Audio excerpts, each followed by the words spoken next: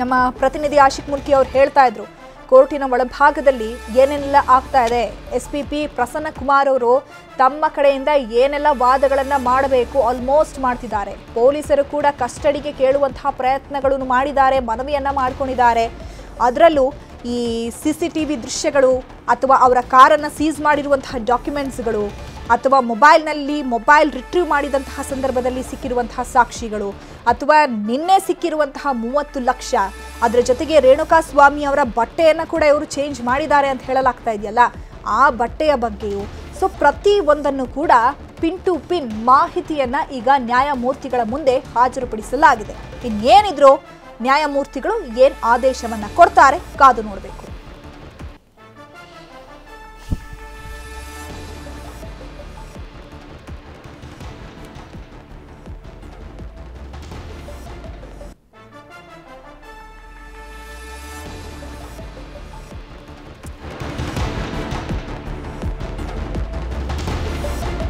ಇನ್ನು 9 ದಿನಗಳ ಕಾಲ ಪೊಲೀಸ್ ಕಸ್ಟಡಿಗೆ ನೀಡಿ ಅಂತ ಹೇಳಿ ಪೊಲೀಸ್ ಅಧಿಕಾರಿಗಳು ಮನವಿಯನ್ನ ಮಾಡಿಕೊಂಡಿದ್ದಾರೆ. ಆದ್ರೆ ಆರೋಪಿಗಳ ಪರ ವಕೀಲರು ಆಕ್ಷೇಪವನ್ನ ವ್ಯಕ್ತಪಡಿಸಿದ್ದಾರೆ. ಯಾಕಾಗಿ 9 ದಿನಗಳ ಕಾಲ ಕಸ್ಟಡಿಗೆ ಕೊಡಬೇಕು? ಈಗ ಆಲ್ರೆಡಿ 4 ದಿನಗಳ ಕಾಲ ನೀವು ವಿಚಾರಣೆ ಮಾಡಿದ್ದೀರಾ, ಎಲ್ಲ ಸಾಕ್ಷಿಗಳನ್ನ ಕಲೆ ಹಾಕಿದ್ದೀರಾ. ಬಟ್ ಈಗ ಮತ್ತೊಮ್ಮೆ ನೀವು ಯಾಕೆ 9 ದಿನ ಕಸ್ಟಡಿಗೆ ಕೇಳ್ತಿದ್ದೀರಾ ಅಂತ ಹೇಳಿ ಆರೋಪಿಗಳ ಪರ ವಕೀಲರು ಆಕ್ಷೇಪವನ್ನ ವ್ಯಕ್ತಪಡಿಸುತ್ತಿದ್ದಾರೆ. ಬಟ್ ಆದ್ರೂ ಕೂಡ ಪೊಲೀಸರು ಕ್ಯಾರೆ ಅಂತಿಲ್ಲ, ಇಲ್ಲ ನಮಗ್ ಬೇಕೇ ಬೇಕು, ವಿಚಾರಣೆ ನಾವು ಮಾಡಲೇಬೇಕು. ಸೊ ಅದಕ್ಕೋಸ್ಕರ ನೀವು 9 ದಿನಗಳ ಕಾಲ ನೀವು ಆರೋಪಿಗಳನ್ನ ಕಸ್ಟಡಿಗೆ ನೀಡಿ ಮತ್ತೆ ಡ್ರಿಲ್ ಮಾಡ್ತೀವಿ, ಮತ್ತೊಂದಷ್ಟು ವಿಷಯಗಳನ್ನ ಬೆಳಕಿಗೆ ತರ್ತೀವಿ, ಆ ಮಾಹಿತಿಯನ್ನ ಕೂಡ ನಿಮ್ಮ ಮುಂದೆ ಪ್ರೊಡ್ಯೂಸ್ ಮಾಡ್ತೀವಿ ಅನ್ನುವಂತಹ ನಿಟ್ಟಿನಲ್ಲಿ ಈಗ ಪೊಲೀಸರು ಕೂಡ ಮನವಿಯನ್ನ ಮಾಡಿಕೊಂಡಿದ್ದಾರೆ. ಈಗ ವಾದ ಪ್ರತಿವಾದಗಳು ಕೋರ್ಟ್ನ ಒಳಭಾಗದಲ್ಲಿ ಆಗ್ತಾ ಇದೆ. ಸೊ ದರ್ಶನ್ ಅಂಡ್ ಗ್ಯಾಂಗ್ ಪರವಾಗಿ ಕೂಡ ವಕೀಲರು ವಾದವನ್ನ ಮಾಡ್ತಿದ್ದಾರೆ.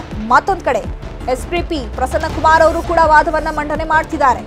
ಈಗೇನೆಲ್ಲ ಸಾಕ್ಷಿಗಳು ಸಿಕ್ಕಿದೆಯಲ್ಲ ಅದನ್ನ ಕೂಡ ನ್ಯಾಯಮೂರ್ತಿಗಳ ಮುಂದೆ ಪ್ರೊಡ್ಯೂಸ್ ಮಾಡಿದ್ದಾರೆ. ಇದ್ರ ಜೊತೆಗೆ ನೀವು 9 ದಿನಗಳ ಕಾಲ ಕಸ್ಟಡಿಗೆ ಕೊಟ್ರೆ ಮತ್ತೊಂದಷ್ಟು ಮಾಹಿತಿಗಳು ಹೊರಬರುವಂತಹ ಸಾಧ್ಯತೆ ಇರೋದ್ರಿಂದ ನೀವು 9 ದಿನಗಳ ಕಾಲ ಆರೋಪಿಗಳನ್ನ ಕಸ್ಟಡಿಗೆ ಕೊಡಿ ಅಂತ ಹೇಳ್ತಿದ್ದಾರೆ. ಬಟ್ ಈಗ ಆರೋಪಿಗಳ ಪರವಾಗಿ ವಕೀಲರು ಆಕ್ಷೇಪವನ್ನ ವ್ಯಕ್ತಪಡಿಸುತ್ತಿದ್ದಾರೆ. ಅಫ್ಕೋರ್ಸ್ ಇವಾಗ ಅವರ ಪರವಾಗಿ ಕೂಡ ಆಕ್ಷೇಪವನ್ನ ವ್ಯಕ್ತಪಡಿಸಬೇಕು, ಅವರು ಕೂಡ ಕ್ವಶನ್ ಮಾಡ್ತಾರೆ. ಈಗ ಆಲ್ರೆಡಿ ಕಸ್ಟಡಿಲಿ ಇದ್ರು, 4 ದಿನಗಳ ಕಾಲ ವಿಚಾರಣೆ ಮಾಡಿದೀರಾ, ಈಗ ಅವಶ್ಯಕತೆ ಏನಿದೆ? ಸುಮ್ಮನೆ ಆರೋಪವನ್ನ ಮಾಡ್ತಾ ಇದ್ದೀರಾ ನೀವು.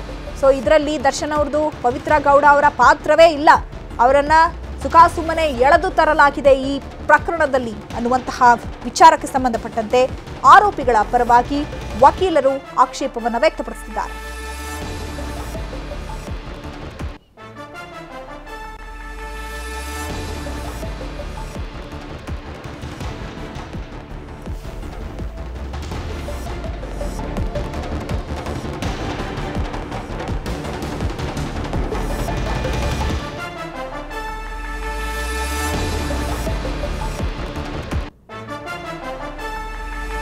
ಅಂದ್ರೆ ಈಗ ಕೋರ್ಟ್ ಒಳಭಾಗದಲ್ಲಿ ಹಾಗಿದ್ರೆ ಏನ್ ನಡೀತಾ ಇದೆ? ವಾದ ಪ್ರತಿವಾದಗಳಂತೂ ನಡೀತಾ ಇದೆ, ಅದಂತೂ ಗೊತ್ತಾಗ್ತಾ ಇದೆ. ಬಟ್ ಇವಾಗ ಜಡ್ಜ್ ಕೇಳಿದ್ದಾರೆ ದರ್ಶನ್ ಹಾಗೆ ಪವಿತ್ರ ಗೌಡ ಅವರಿಗೆ, ಪೊಲೀಸರು ನಿಮ್ಗೇನಾದ್ರೂ ತೊಂದರೆ ಕೊಟ್ಟಿದ್ದಾರಾ, ನಿಮ್ಗೇನಾದ್ರೂ ಹೊಡೆದಿದ್ದಾರಾ, ಅಥವಾ ಊಟ ತಿಂಡಿಯನ್ನ ನೀಡದೆ ಹಸಿವಿನಿಂದ ನಿಮ್ಮನ್ನ ಬಳಸಿದ್ದಾರಾ? ಫಸ್ಟ್ ಅವ್ರು ಕೇಳೋದೆ ನಿಮ್ಗೇನೂ ತೊಂದರೆ ಆಗಿಲ್ವಾ ಅಂತ ಹೇಳಿ ನ್ಯಾಯಮೂರ್ತಿಗಳು ಕೇಳ್ತಾರೆ. ಸೊ ಆ ಸಂದರ್ಭದಲ್ಲಿ ದರ್ಶನ್ ಹಾಗೆ ಅವರ ಗ್ಯಾಂಗ್ ಏನೂ ತೊಂದರೆ ಆಗಿಲ್ಲ ಅನ್ನುವಂಥ ಹೇಳಿಕೆಯನ್ನು ಕೊಟ್ಟಿದ್ದಾರೆ. ಬಟ್ ಈಗ ಎಸ್ಪಿಪಿ ಪ್ರಸನ್ನ ಕುಮಾರ್ ತಮ್ಮ ವಾದವನ್ನು ಮಂಡನೆ ಮಾಡ್ತಿದ್ದಾರೆ. ಆ ವಾದಕ್ಕೆ ಪ್ರತಿವಾದವಾಗಿ ಆರೋಪಿಗಳ ಪರವಾಗೂ ಕೂಡ ವಕೀಲರು ಆಕ್ಷೇಪವನ್ನು ವ್ಯಕ್ತಪಡಿಸುತ್ತಿದ್ದಾರೆ. ಕೋರ್ಟ್ನಲ್ಲಿ ಪವಿತ್ರ ಗೌಡ ಕಣ್ಣೀರನ್ನ ಹಾಕ್ತಿದ್ದಾರಂತೆ. ದರ್ಶನ್ ಪವಿತ್ರ ಗೌಡರನ್ನ ಪ್ರಶ್ನೆ ಮಾಡಿದಾರಂತೆ ಜಡ್ಜ್. ಸದ್ಯಕ್ಕೀಗ 9 ದಿನಗಳ ಕಾಲ ಕಸ್ಟಡಿಗೆ ನೀಡಿ ಅಂತ ಹೇಳಿ ಪೊಲೀಸ್ ಅಧಿಕಾರಿಗಳು ಮನವಿಯನ್ನ ಮಾಡಿಕೊಂಡಿದ್ದಾರೆ. ಆರೋಪಿಗಳ ಪರವಾಗಿ ವಕೀಲರು ಆಕ್ಷೇಪವನ್ನು ವ್ಯಕ್ತಪಡಿಸಿದ್ದಾರೆ. ಬಟ್ ಯಾಕಂದ್ರೆ ಈ 9 ದಿನಗಳು ಕೂಡ ತುಂಬಾನೇ ಇಂಪಾರ್ಟೆಂಟ್ ಆಗುತ್ತೆ. ಈಗ ಹಣದ ಮೂಲ, ಮೊಬೈಲ್ ರಿಟ್ರೀವ್ ಮಾಡಿರುವಂತಹ ಒಂದು ಮಾಹಿತಿ, ಆ ಬಟ್ಟೆಯ ಮಾಹಿತಿ, ಸೊ ಇನ್ನು ಏನೇನೆಲ್ಲ ವಿಷಯಗಳು ಹೊರಗೆ ಬರಬಹುದು ಅಥವಾ ಹೊರಗೆ ಬರುತ್ತೆ ಅನ್ನುವಂಥದ್ದು ಕಸ್ಟಡಿಗೆ ಕೊಟ್ಟ ನಂತರವೇ ಗೊತ್ತಾಗೋದು.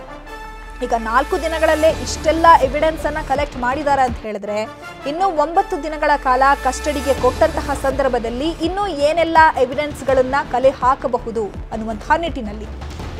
ಬಿಕಾಸ್ ಯಾಕಂದ್ರೆ ಒಬ್ಬ ರೇಣುಕಾ ಸ್ವಾಮಿಯನ್ನ ಇವರು ಈ ರೀತಿಯಾಗಿ ಭೀಕರವಾಗಿ ಹಲ್ಲೆ ನಡೆಸಿ ಕೊಲೆ ಮಾಡಿದ್ದಾರೆ. ಅದು ಕೂಡ ರಾಜಕಾಲುವೆ ಹತ್ರ ಬಿಸಾಡಿ ಹೋಗಿದ್ದಾರೆ. ಆ ಕ್ಷಣದಿಂದ ಹಿಡಿದು ಈಗ ಕೋರ್ಟ್ಗೆ ಪ್ರೊಡ್ಯೂಸ್ ಮಾಡಿರುವ ತನಕ ಏನೆಲ್ಲ ಎವಿಡೆನ್ಸ್ಗಳು ಪೊಲೀಸರಿಗೆ ಸಿಕ್ಕಿದೆ, ಏನೆಲ್ಲ ಸಾಕ್ಷಿಗಳನ್ನ ಕಲೆ ಹಾಕಿದ್ದಾರೆ, ಎಲ್ಲವನ್ನ ಈಗ ಜಡ್ಜ್ ಮುಂದೆ ಹಾಜರುಪಡಿಸಿದ್ದಾರೆ. ಕನ್ನಡಿಗರ ಮೆಚ್ಚಿನ ನಿಮ್ಮ ನ್ಯೂಸ್ 18 ಕನ್ನಡ ಈಗ ವಾಟ್ಸ್ಆಪ್ನಲ್ಲಿಯೂ ಲಭ್ಯ. ಕರ್ನಾಟಕ ಮತ್ತು ದೇಶ ವಿದೇಶದ 360 ಡಿಗ್ರಿ ಸುದ್ದಿ ವಿವರವನ್ನ ನೀವು ನಿಮ್ಮ ಕೈ ಬೆರಳುಗಳಲ್ಲಿಯೇ ಪಡೆಯೋದಿಕ್ಕೆ ಈ QR ಕೋಡ್ ಅನ್ನ ಸ್ಕ್ಯಾನ್ ಮಾಡಿ. ನಮ್ಮ ಚಾನೆಲ್ ಅನ್ನ ಫಾಲೋ ಮಾಡಿ, ನೋಟಿಫಿಕೇಶನ್ ಆನ್ ಮಾಡಿ.